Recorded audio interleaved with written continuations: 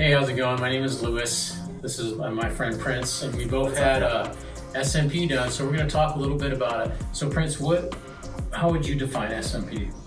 It's much different now than what I thought it was when I first started researching it. So before, the first thing that you see or you assume and you think, it's a tattoo on your head. And I think that scares a lot of people away. Absolutely. Yeah. And it's the furthest from that. It's not a tattoo, it's different. And one thing that got me to come to Scalp Logic, aka Scalp Art, it is art, right? Just like a lot of tattoo artists when they make certain tattoos, but this is different because it's the illusion of having an actual hairline or real hair. And it takes a true artist to create that. So it started off me thinking it's a tattoo. No way, I don't even have any tattoos on my body at all whatsoever. And then it leads to, I've had a few sessions now, full SMP treatment done, and I don't even think about it as a tattoo anymore. Sure. It feels like actual hair, like it's my actual hairline. And the actual definition of what people first think compared to what it actually is so much different. I mean, what did you think when you first saw it before you had your treatment? Well, unfortunately, I saw a picture of somebody that had a hairline I didn't like. So I was like, man, I can't. I mean, that's a young look, and it was too far down. And but thank God I was able to just kind of step back and research a little bit more. Right. And then kind of really look at it. Again, found Scalp Logic. Like you said, it's art. So the big stigma, obviously, that tattoo. And that's a question most people have. Is this a tattoo? Right. And it is, but it's not.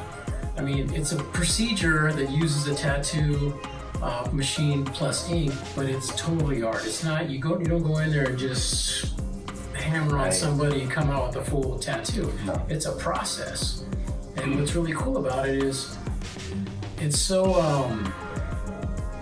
innovative and how would you say, just very subtle. Right. So you go home, you have a little redness, nobody even knows what you're doing. Right, they don't. That's the crazy thing. After I had my first session done, no one had a clue. And even now, I have a few businesses. I have over 30 employees. And I'm saying this in all honesty, not one of them know. People will look at me and say, did he shave? Is he scruffy? Did he gain weight? Did he lose weight? And they look at me, but they can't tell, even now. And the people that I've voluntarily told, some of them still don't believe me. That's the crazy thing. Like, they'll tell me, like, are you on some kind of a pill? Did you actually get hair transplants? And that's the beauty of the actual art, and that's what led me to Scalp Logic. Their work is so much different.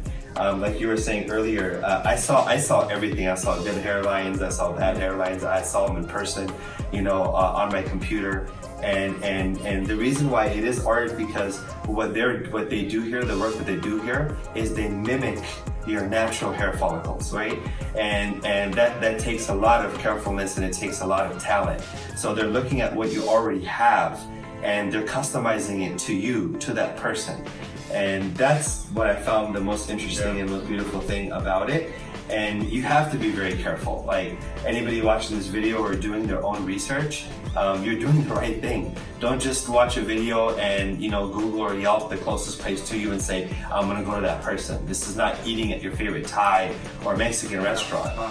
This is something that's gonna be a part of you for the rest of your life.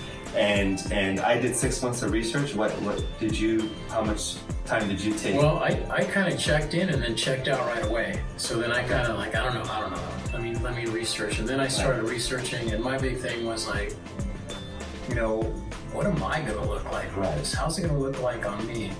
And then, you find out you can customize your hairline. Exactly. What do you want your hairline to look like? Right. And I'm not a young pup anymore, and I'm like, I want something that's gonna look like my natural hair. So I need it to recede a little bit, but I want that smooth, just, very feathered look, and then you're like, wow.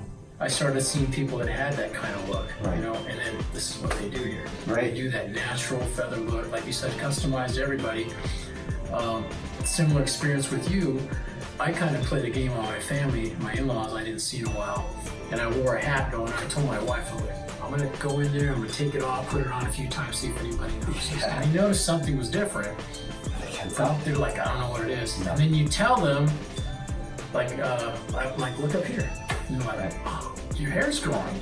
Right. What did you take? Right. And I'm like, so that's so chewables now. Yeah. So basically, I tell them and they can't believe it because it looks like you said. It So looks real. like your hair. That looks so real. That's the crazy thing is when I first came in and I sat down with Joe and Nicole and the whole team, the first thing that they looked at was my bag, the hair that I already had. Yeah. So they're like, okay, that's what you have. Now how can we add to that? So it's just an extension of maximizing your natural features, right? So what I loved when I first came in is he got a good idea of my actual profile.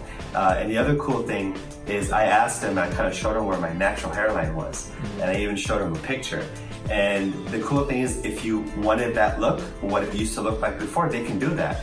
Or if you didn't like your natural hairline with what God gave you, they can customize it to whatever you want. And that's the crazy thing. And I did enough research to where I looked up hundreds of heads. Like I told you, good and bad. Yeah. And I was like, you know what, I really like this guy's look. I know he doesn't look like me, but the way that it naturally comes forward and you can't really see the distinct hairline.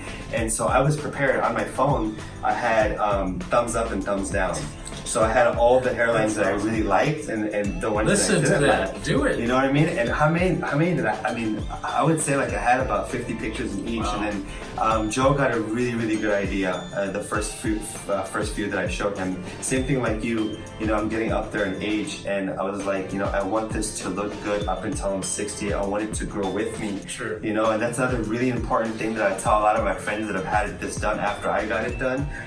Don't just think about it, what it's gonna look like now. You know, think about it, what it's gonna look like when you're 30, 40. I'm going on my 1 year anniversary, you know, when I first got my first session done. Happy anniversary. And thank you. And it looks better now than it did before. I really feel like that. I was just saying that. And so like you, I wanted something, you know, I'm getting to be 40. I won't tell you my exact age, but I'll be 50 sooner than you know it. And I think what I've got done will match me all the way until I'm, you know, 60, 70. And that's the beautiful thing, they can customize the ink. Because I asked them, hey, I'm gonna get older, you know, 60, 70, what if my hair color changes? It's already, I got a lot of salt and pepper going on right now. They can change the ink color. So whenever you get that touch up, which you need once in a while, if I don't shave for a couple of days, you can see it. And so that was one of my questions and concerns going in. And Joe showed me some pictures, excuse me, of some clients that were a little older, a few years on us. Probably me. And he showed me how, you know, he can make the color, the ink color as dark or light as you want. And so, like I said, the beautiful thing and what made me feel so comfortable is that this is not a one size fits all. Sure. Right, and that was like my concern. Like, you're gonna put the same hairline as me, you know, as my African American brother, or you know, like it's 20-year-old rapper. Yeah. You know, it's like based on your ethnicity, based on your facial features, you know, based on your age. But even the younglings, right? Like I had a couple of my friends that did it that were in their mid-20s, and I told them, I was like, you guys are much younger. You guys have a little bit more hair starting off than I did when I first got my treatment done. But be cautious. Still take a semi-conservative approach. Sure. Don't have that, you know, that straight hairline. And then just think about what it's going to look like when you're 30, 35, 40, and all of their hairlines look really, really nice. But that's the beautiful thing when you find the right artist and you go to the right facility is, and those are all the questions that all you guys should ask when you go in during your consultations. But you don't even have to ask them when you come to Scalp Logic. Like, Oh, you no, know, they gotta have them. yeah, they would actually answer the questions like before I asked them. You know what I mean? So that was the beautiful thing. But you know, once I learned that it's not just a hair tattoo, that it's something super customized, that it's mimicking your actual hair follicles, that it's gonna age with you, right? Mm-hmm. That it's literally not detectable. Like when it gets to the point where you're telling people like, hey, I actually have a form of a hair tattoo, and they just laugh at you and say, come on. Yeah. Tell me what you're doing. And like with a straight face, like you're telling them like, I'm telling you that it's a hair tattoo. You asked me what I had done, what's different, I'm telling you, and they still don't believe you. That's a beautiful thing. Yeah. You know what I mean? Like you can't ask for anything more. So Yeah. Get up close and look.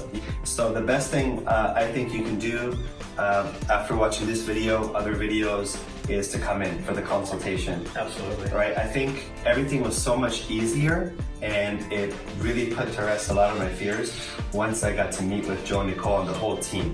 Once you get into the facility and you actually see pictures that they have on their phone of clients that they have done, and you get to be around them and you get to see what tools they're using, and you get a vibe, you know, on the facility. Yeah. That was it. It was a done deal for me, and I highly encourage anybody watching this video to do the same. I think that I know for a fact it'll be the best decision that you make, and it doesn't cost you anything except a little bit of time.